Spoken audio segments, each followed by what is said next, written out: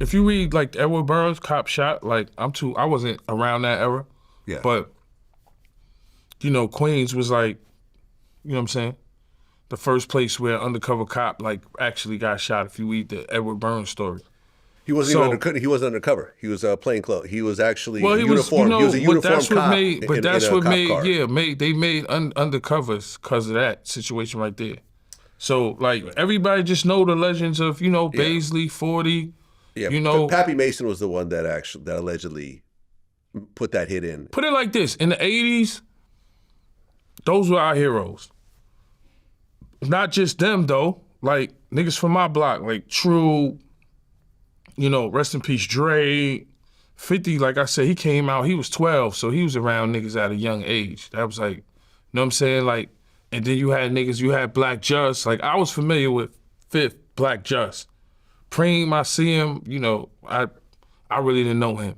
Prince, I didn't really know him, but I seen Preem before in the streets, and you know what I'm saying? Like, with the E-Money bags and the Homos and the Troys, there was so many legends in Queens. You know what I'm saying? There was a lot of niggas that either they was getting money or they gun go off.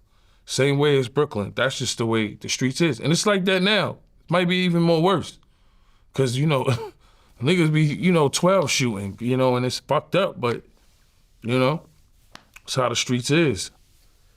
Huh? Well, the other person who just got out was Ali Zoe Adam, who was actually the founder of the Zoe Pound. Oh, well, okay. And I just did his first interview. Oh, okay. Makazo? No. People think it's Makazo. It's actually Ali. Oh, okay. Who was the actual founder. I know Makazo was on one of my mixtapes. Shout out to the Zoe Pound. Makazo. Yeah. He was there. He was one of the founders, but Ali is the actual founder of the Zoe Pound. I was familiar with Makazo. Yeah. Makazo got locked up relatively early. Yeah. And then Ali continued to kind of build up the organization. organization. Yeah, shout out to the Zoe. What's interesting is, we went through his whole story because at this point, he did his time. He ended up doing 18 years. Okay. But they were transporting. Imagine doing 18 years mentally. You think you could do it? 18 years. Me, nah, I couldn't do it. You would hang up, right? I'll try to escape. You want to escape? Go to Russia somewhere. Your only escape is you. Some people will try to hang up, but hopefully that doesn't. I don't think I'd hang myself. I wouldn't want nobody to do suicide, but it's just crazy. But just some people can mentally do. Like I know people that did 18 to 20 years, but mentally everybody can't do it. Well, I heard solitary will mess you up more than the actual years. Right. Doing a year or two in solitary will really screw up your head. Yeah. And I don't suggest nobody do suicide, though. Yeah. Well, what was interesting about his story, because at this point, he could talk about it because he did his time. Right. They were shipping thousands of kilos from Haiti. That was their actual because because Haiti is like right there, no? Haiti is like... Yeah, it's right Florida, there. So Florida basically, got a lot of stuff next to it, right? Well, right, because the drugs would come from Colombia, and then they would hit Haiti, and then Haiti would basically pack up thousands and thousands of kilos, ship it over, then they would send millions of dollars back to Haiti. They would do it by boat, then they would do it by plane. That shit crazy. This was like before 9/11, so American Airlines, they would basically take suitcases and put like 5 bricks in every suitcase. No one would check nothing. They would all go through, and they would have like 8 suitcases. So you'd ship over 40 bricks. Just on American Airlines. Yeah, I mean, listen, anybody who has the mind that could do that can run a Fortune 500 company. So it's like you gotta think about it. Any dude that was in the streets that knew how to get money and start a business, whether it's drugs, whatever kind of drugs, weed, whatever, or coke or whatever, you could run a Fortune 500 company damn near, man. When you look at and we don't want to glorify these guys because, they kill some people, but when you look at Chapo and Pablo, these guys was making billions of dollars. Yeah. And then even looking at guys in the street that came from nothing, like us, like to come where we come from, like people was arguing over blocks back then, and now you look at it like, is that really money? Like, no, not at all. It's not really the money that you compare we making now. No way. Well, his story is pretty interesting. We get into it in his interview. He would hold down Diddy when he would come to Miami, and he talked about how he would bring drugs to Diddy, coke and whatever else, party drugs. He said that in the interview? Yeah. Oh, okay. Yeah. At one point, he got into a situation with Lil Wayne, and he ended up taking all of Wayne's jewelry. Yeah. And then, he eventually, Khaled came in, he gave it back, and then Wayne shouted him out on a song, like, say, me and Zoe are cool now, et cetera, et cetera. Yeah. Why you why you want to talk about this with him? I'm just saying, this is part of the story. But here's an interesting part of the story that you may not know that involves y'all. Okay, so he talked about a meeting that happened between Chris Lighty and Jimmy Henchman, and he was there. So the meeting, this was at the point where Game wanted to leave G Unit, and there was a discussion. I guess Jimmy was saying, look, let Game just leave, and then, you guys won't get any more royalties or whatever else. And Chris Lighty wasn't going for it. And, they started to kind of argue, whatever. And at one point, he said that Chris Lighty mushed Jimmy Henchman in the face. I agree with that. The meeting was over after. Because let me tell you something, man. Number one, have you ever heard this story? Look. I heard of it. I heard of a couple of scuffles, but for me, Chris Lighty was never soft. No, he was baby Chris from back in the day. No, but look, he was baby Chris back in the days. But when I'm not trying to amp it, but when he started hanging with 50 and niggas was just on some fuck everybody shit, it is what it is. Cause that's how niggas move. Like niggas don't claim to be the toughest nigga, but if you try, you will see. You know what I'm saying? And niggas seen it numerous times in the industry of niggas we done doing garbage cans and all kind of shit. So, for me, niggas don't claim to be tough, but we with the shit. So Chris Lighty, he handle his business, but rest in peace to him. People think he tough, you know what I'm saying? And he not tough or he not gangster, and he'll pop. He ready to fight, especially when he was hanging around 50. Cause trust me, remember he was beefing with Mike Son and them back in the days too. And he was with the shit, and shit was going down. I know Mike Son a good guy now, but niggas, remember everything. Chris was with the shit, and we was around for all that, when all that was happening. So we'll be in the office, and niggas be like, man, fuck everybody. Because that's 50 energy. That's how he move. And niggas like, man, fuck everybody. So for me, the industry, that's why, I really don't like to fuck with a lot of niggas in the industry. Because rest in peace, Chris. I don't want to say no names, but, there's niggas that'll fuck with Henchman. You know what I'm saying? And he's in his grave, and niggas will fuck with Henchman knowing what type of shit he was on.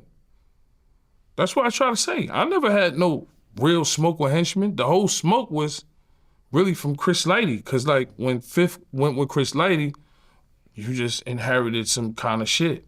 He was already beefing with niggas over here, because niggas was trying to play him like he was a bitch, and he was baby Chris from the tunnel that seen niggas get thrown through the tunnel windows and seen niggas get beat up and you know what I'm saying? So no, look, I remember. But when he got around Fifth and he was around niggas there, because after Fifth got shot, niggas was on some whatever type shit.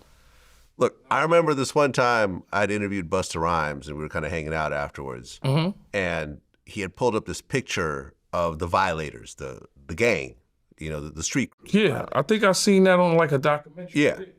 And it was a picture of all of them, and Chris Lighty was kind of in the middle. He goes, yeah, so these guys here will stab you, and these guys here and shout to the old school Violators. Shoot you. See? These guys here will beat you up, and Chris Lighty kind of did a little everything. But look, I said, that was Violators. That was the Violators. That was just niggas in the street, and they was probably all a family, and shout to them. But I knew Violators as just a business.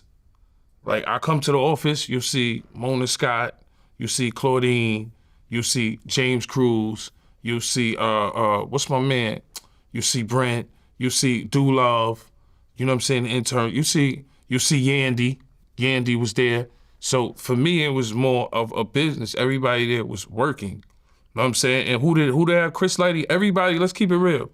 Like I say again, and I don't like to bring up shit because I don't want to talk about niggas, but Chris Lighty had who? 50 Cent, Fat Joe, K-Slay, Diddy, who else? LL Cool J. Busta Rhymes. Missy Elliott.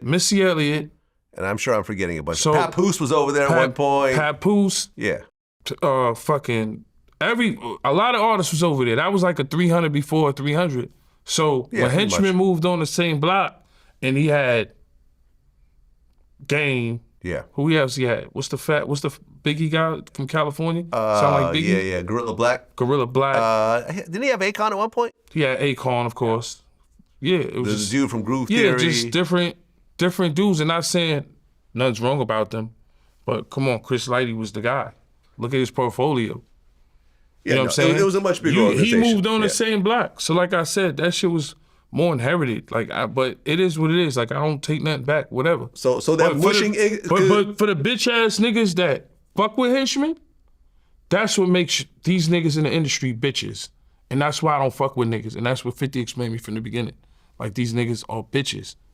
For the niggas that fuck with him, you a bitch. I'm not gonna say no names, but you a bitch, because Chris mushed him, like you said, like your man said in the interview, and that's what he brung up. He was there. Yes. So well, I'm just making sure that, no, you know, the story... No, I'm telling you, I believe that's valid, because they had a couple, Henchman and Chris had a couple of scuffles. Okay. But what I'm saying to you is, for a nigga to fuck with Henchman after all the shit that went down, word. His brother, you know what I'm saying? Like, you's a bitch. And that's what industry niggas do, and that's why I don't fuck. Well, after that situation, Violator's front door got shot up. So yo, you know the story, man. Yeah, Come on, man. It got crazy. Everybody knows the whole thing story. got crazy. You know what I mean? It's like. And by the way, this is a little off topic, but did you ever find it weird that Chris Lighty allegedly killed himself? I don't want to talk about that because I don't believe that. Yeah. So it's just like it's a hurtful subject for me, because I know Chris Lighty for being a cocky motherfucker. He'll argue with anybody that tries to do some dumb shit. He'll never get over. You know, he's never trying to let you get over. You ain't getting over on Chris Lighty. And he had a team of geniuses, like I said, Mona Scott, right? James Cruz, Claudine, you know what I'm saying? You had Yandy there, and then you had Dulove, you had Brent, you had a dream team there. So he was, a good management. It was like, a 300 before, 300 was there. Yeah, man. So my whole thing is just like in this game, it's always gonna be jealousy, and the niggas gonna make it look like, but like I said, son moved on the same block as him. So it was like, yo, we on this block, we on the same block, and we doing the same kind of business. It's cool, and I'm not hating on that, man. Whatever. Fuck. Well, nothing's wrong with being on the same block as someone. You know what I'm saying? Nah, if you on a block Vlad TV and a nigga move on the same block as you doing the same thing, that's crazy. Wouldn't care. Nah, but that's wouldn't care. All right. You wouldn't care. They could be on the same floor. You wouldn't care. I think the source is in this building. Yo, well, let me tell you, you wouldn't care, but to somebody that looks weird to me, that's just your opinion. And like the public say, everything Vlad say ain't right. The 40%, Vlad, you're not always right. That's okay. You're not always right. What makes you credible is you've been around for a long time with Vlad TV. That's right. So that's what makes you credible. So people be like, who the fuck is Vlad to talk about the culture? Well, Vlad been in the game for a long time, and that's what I have to explain. Well, fuck Vlad. Don't fuck with Vlad no more. Shout to y'all too, though. Don't fuck with Vlad no more.